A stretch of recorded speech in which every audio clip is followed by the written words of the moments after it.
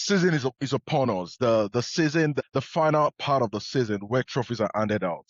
The part of the season where you can make mistakes. The part of the season where you need to have settled on a consistent starting 11, right? We've done incredibly well all season to be able to navigate mostly 3 games a week, 2 games a week.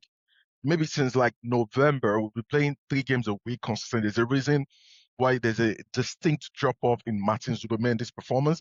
There's a reason why we've had mostly niggling injuries all season. It's because some of our key players in the past 2 or 3 years have become injury prone, i.e. Martin Ødegaard, i.e. Bukayo Saka, i.e. Kai Havertz, right?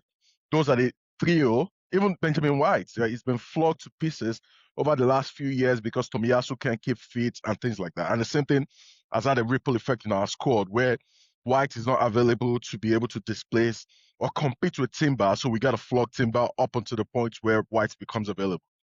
White has had possibly 2 of his best performances in the last 18 months back-to-back for Arsenal, right? It was incredible, albeit with a little bit of mistake against Fulham. It was really, really good. His combination play with Eze, Miles Lewis, Skelly, and Bukayo Saka on that right-hand side, even with Declan Rice, was really, really good.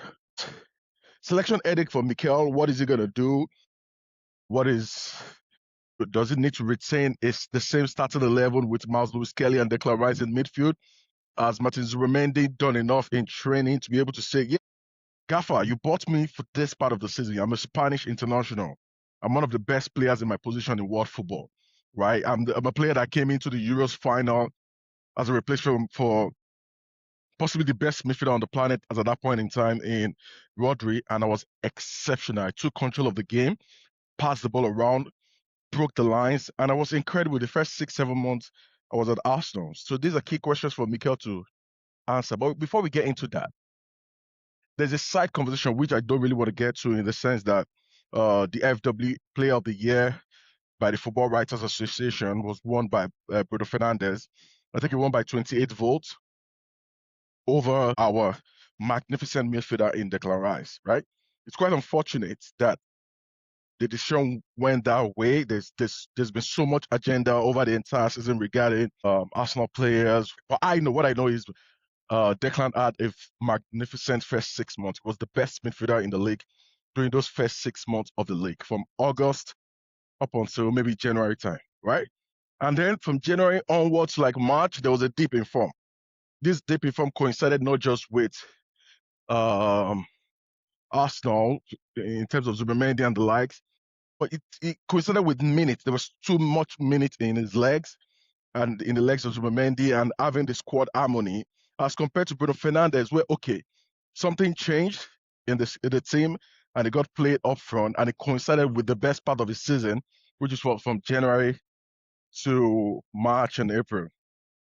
But the decision has been made. There's no going back at this point in time. And hopefully we get to win the Premier League title and the Champions League, and Declan Rice or one of our key players get a recognition for the Players' Player of the Season, which is the one I'm mostly interested in anyway, because like you want your colleague to validate the work that you do, and I think players typically appreciate that more than the FWA one. But it is what it is. That is gone. That's by the way.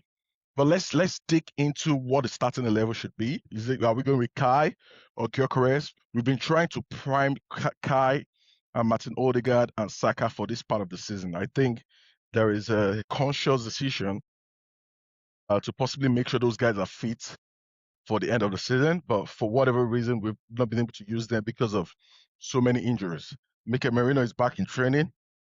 I don't think he's available for selection yet. Timber is still not back. The injury looks worse than anticipated, and I'm not particularly sure we're going to get anything out of Timber by the end of the season. Hopefully he can play the last 2 games of the season and get back in the squad for the PSG game, because we need his 1v1 ability in winning draws and the kind of player he is. But for me, I think Gyökeres needs to stay in the team. He needs to be rewarded for all the work that he's done so far in the season. It's absolutely incredible, the work that he did over the games against Fulham and Atletico Madrid, especially in the Atletico Madrid game. The effort, the consistency of performance, the ability to just press, run, be that player that we can bounce off of, that we can play off of. His combination play has improved significantly in the last 2 games and is flying with confidence. So when a player is in that state, he's in a flow state, you keep them in the team. On the right-hand side, Bukayo Saka, I don't think anybody wants Donny Madueke in the team.